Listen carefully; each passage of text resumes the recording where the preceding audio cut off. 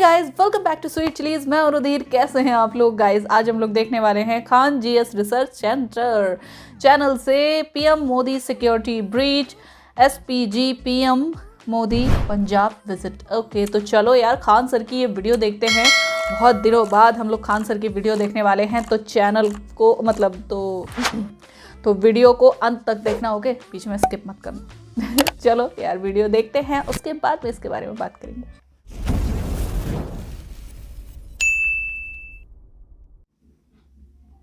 जय हिंद। देखिए, अभी जय हमारे हिंद प्राइम सर। मिनिस्टर का जो दौरा था, पंजाब दौरा, और काफी डिस्टर्ब रहा। इसमें कई सारे सिक्योरिटी ग्लिच भी आए थे सब। यहाँ हम लोग समझते हैं कि क्या क्या कमी हुई थी, क्या गड़बड़ी हुई थी, कौन किया था, ये सब के लिए हम लोग को बहस नहीं। इस गलती से आगे न दोहराया जाए।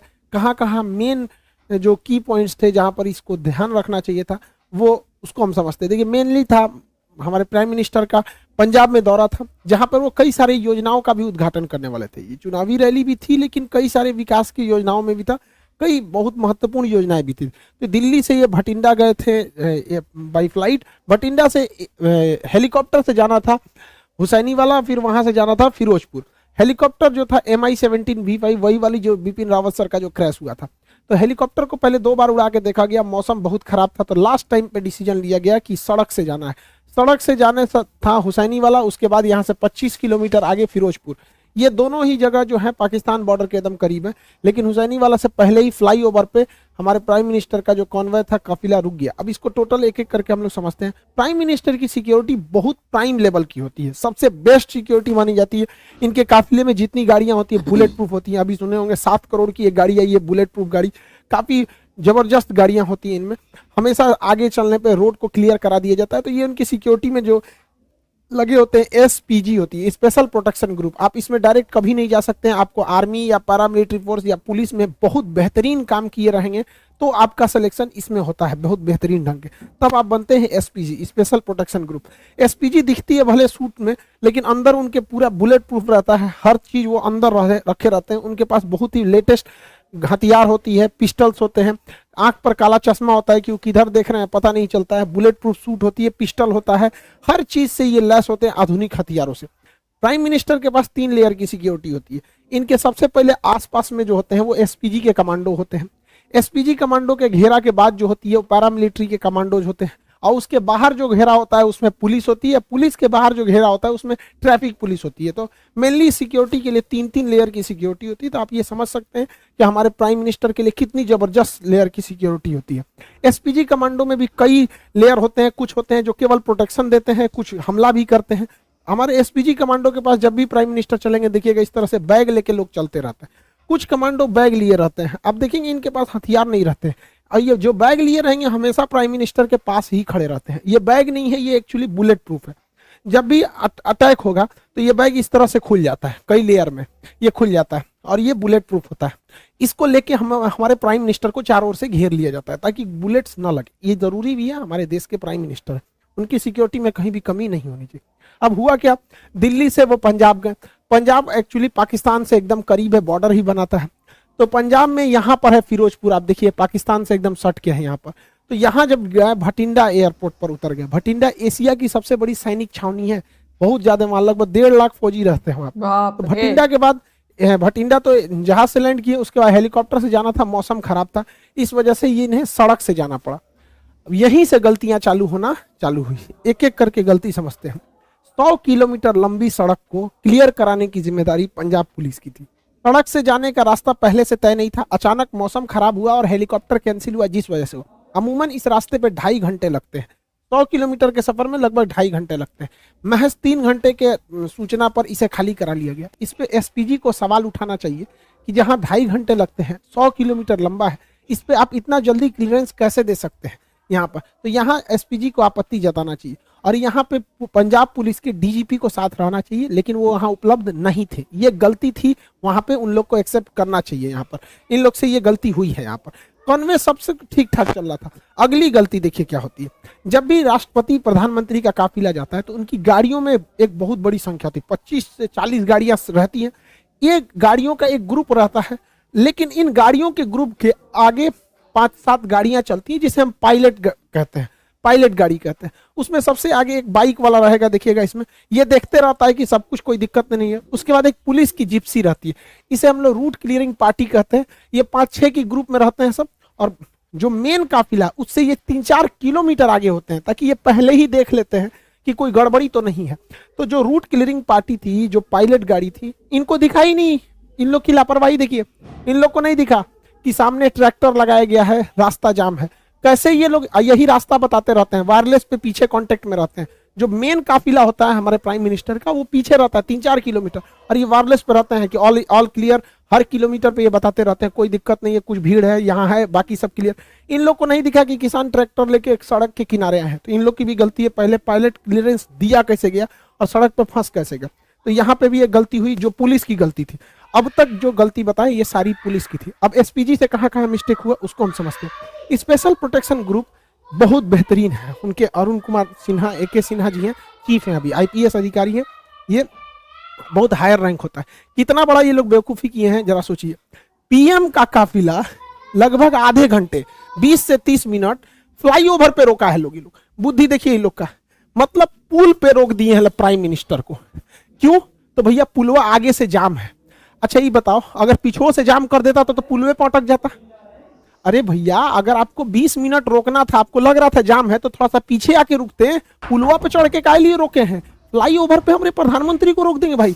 ये NSG SPG से सवाल होना चाहिए कि, और ये प्रोटोकॉल में लिखना चाहिए, हिस्ट्री में जो डिफेंस है उसमें पढ़ाना चाहिए कि किसी भी प्राइम मिनिस्टर, राष्ट्रपति या VVIP को फ्लाईओवर पे नहीं रोक सकते। यहाँ 20 मिनट रोक दिए। अगर दोनों ओर से प्रदर्शनकारी के रूप में कोई और अभी आ जाता, क्योंकि ये बॉर्डर से एकदम महज 20 किलोमीटर यहाँ से पाकिस्तान आ जाता, हमला हो सकता पाकिस्तान था, की कुछ सीमा भी चालू हो हो सकता जाती, था।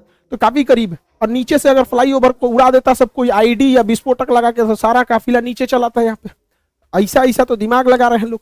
भाई आप थोड़ा सा पीछे हट जाते, सड़क पे रहते, कभी कुछ होता तो भाग तो सकते थे इधर उधर। फ्लाईओवर दोनों ओर से जाम हो जाता, कहाँ जाते हैं आप लोग?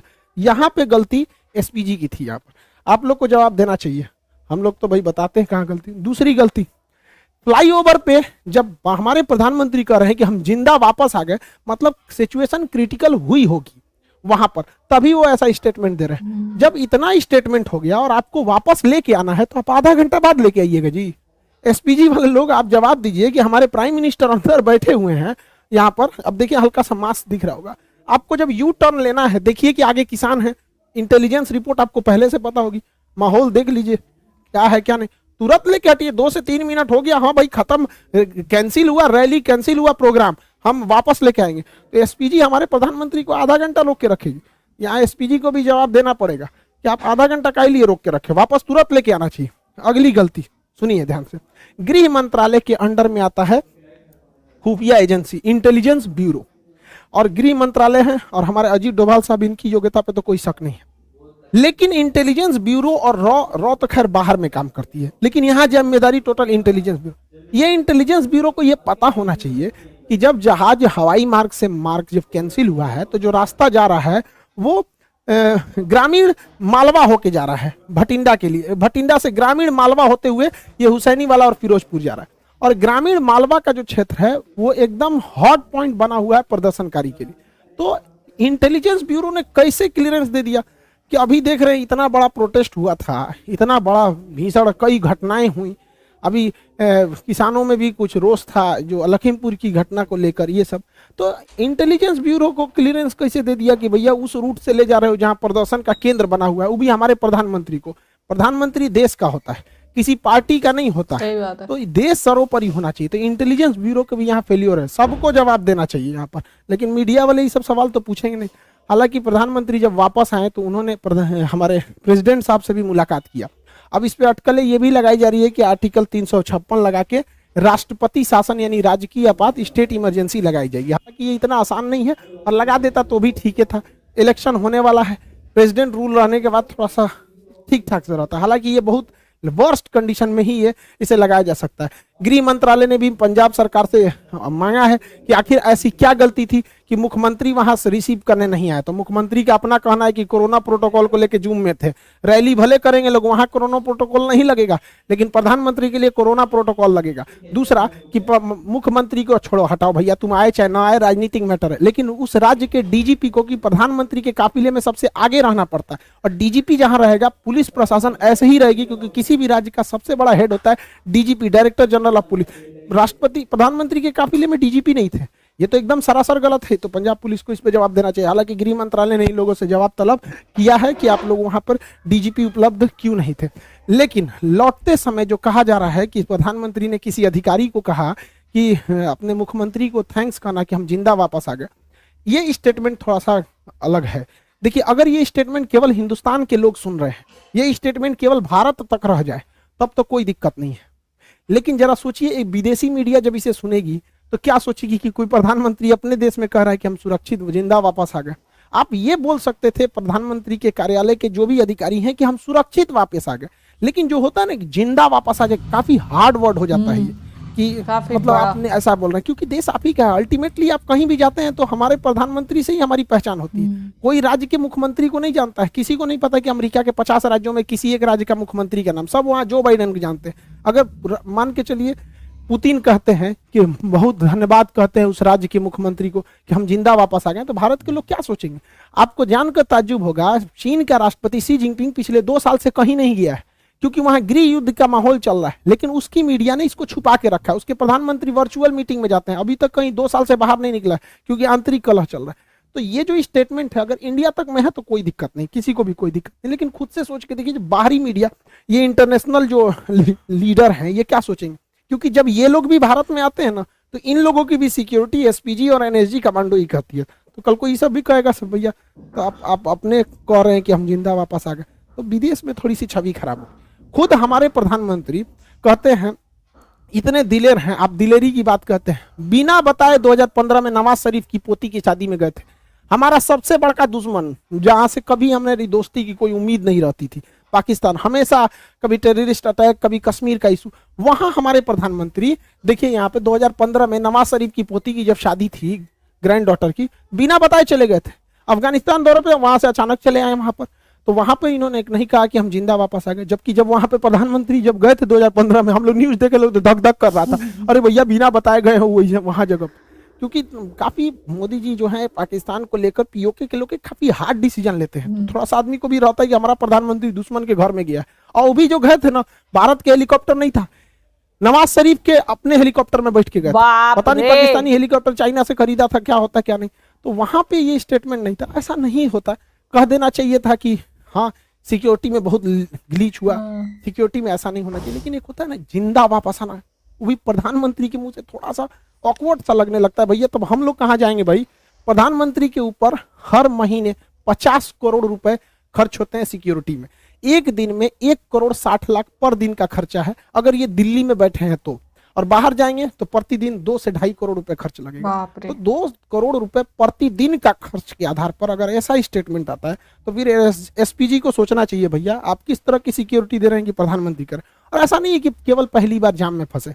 2017 में नोएडा मेट्रो के उद्घाटन में खूब हमारे प्रधानमंत्री जाम में फंस गए थे, तो उस समय कुछ अधिकारियों को ट्रैफिक के सस्पेंड भी किया गया था। 2 बार फंसे थे 2018 में, समझ में गया कि नहीं? अब देखिए यहाँ पर पब्लिक है और ये हमारे प्राइम मिनिस्टर है, यहाँ से भी तो कुछ अगर अनहोनी रहना रहेगा तो यहाँ से भी हो सकता है।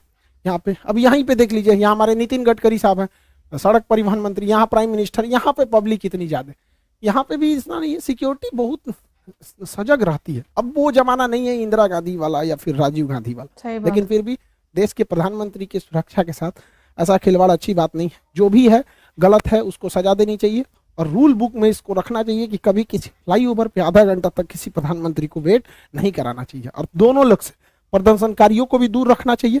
हमारे काफिले से बताइए, महज कुछ दूरी पर थे प्रदर्शनकारी, वहां से दिख रहे थे, और जो उनके समर्थक हैं हमारे प्राइम मिनिस्टर के, उन लोगों को भी कहते हैं कि तू लोग भैया काहे लिए उतना पास चलाया। यहाँ देखिए ये एसपीजी खड़ा है, ये हमारे प्रधानमंत्री की गाड़ी है, इसमें बैठे हुए हैं, ये उनके समर्थक है। तो भैया समर्थक लोग तुम भी दूर रहो, वरना तुम्हारे भेष में कोई भी आ सकता है, और विरोध वाले भी तुम भी दूर रहो। और इस पे हम लोग को लेसन लेना चाहिए। हम तो कहते हैं ना एक चीज कि देश में जब तक जितना बार इलेक्शन होगा ना कुछ तांडव होगा। आप देखिए बंगाल इलेक्शन में हुआ था, कितना वायलेंस हुआ। जब जब इलेक्शन होगा तब तब ऐसा होता रहता। हम तो कहते हैं कि इलेक्शन एक ही साथ होना चाहिए, स्टेट का भी और सेंट्रल का भी। जैसे 2019 में इलेक्शन हुआ तो जब लोग वोट डालने गए उसी समय वो सीएम का भी चुनाव करा लेते हैं, एक ही कमरे में 2 ईवीएम मशीन लगा देते। बार बार इलेक्शन कराने पे हमारे जो नेताओं को काम करना चाहिए वो भी नहीं करते, हर 3-4 महीना का गैप देके इलेक्शन में बिजी हो जाते हैं। अब जैसे 2024 में इलेक्शन होना है तो 2024 में ही क्या कर दीजिए भैया, अब एक ही साथ राज्यों का भी इलेक्शन करा लीजिए। ईवीएम जो मशीन होती है, ईवीएम मशीन यहाँ पे 2 लगा दीजिएगा। हाँ भैया पीएम वाला चुनाव है, लोकसभा का दे दीजिए, यहाँ सीएम वाला चुनाव है, दोनों वोट दीजिए, एक साथ खत्म करके बैलेंस कीजिए। इससे 60,000 करोड़ रुपए की बचत होगी। राज्यों के चुनाव में 60,000 करोड़ रुपए का खर्चा होता है। इस पैसे से सारे किसानों का कर्जा माफ किया जा सकता था, एक बहुत बड़ी समस्या खत्म हो जाती। आपको क्या लगता है कि सेंट्रल और स्टेट दोनों का इलेक्शन एक साथ होना चाहिए कि नहीं? बार बार हम कब तक लड़ते रहेंगे? एक दूसरे के नाम पे, पार्टियों के नाम पे लड़ेंगे, कभी मजहब के नाम पे लड़ेंगे, कभी जाति के नाम पे लड़ेंगे, कभी पढ़ाई लिखाई की बात होती तो भैया 5 साल में एक बार लड़ लो, फिर मिलजुल के रहो अच्छे से।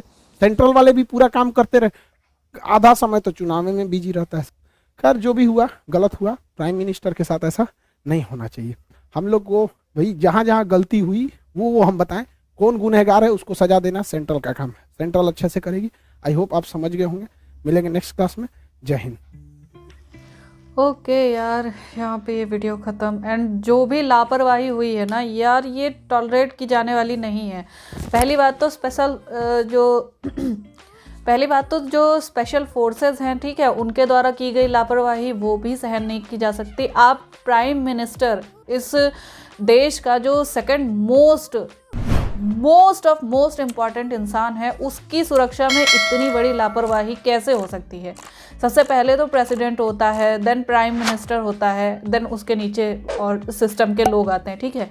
यहाँ मैं सिस्टम में सर्वोच्च बता रही हूँ। आप लोग ये मत कहना कि सबसे पहले जनता होती है, ठीक है। जनता वो है, वो राजा है, राजा इस देश में जनता ही है, ठीक है। लेकिन मैं सिस्टम की बात कर रही हूँ। सबसे ऊंचे स्थान पे प्रेसिडेंट होते हैं, उसके बाद या उनके साथ ही कह लो प्राइम मिनिस्टर होते हैं। तो उनकी सुरक्षा में इतना बड़ा ग्लिच। और पंजाब पुलिस, मानती हूँ यार, ये जो प्रदर्शनकारी हैं ये यहाँ से स्टार्ट हुए हैं, ठीक है। किसानों का जो दिक्कत है, तकलीफ़ है, वो भी ध्यान में रखते हुए मैं ये चीज़ बोल रही हूँ कि मतलब जो देखो इस सारे तांडव में हो क्या रहा है। आप लोगों ने अगर ढंग से नोटिस किया हो, क्या किसानों की कोई मदद किसी ने भी की?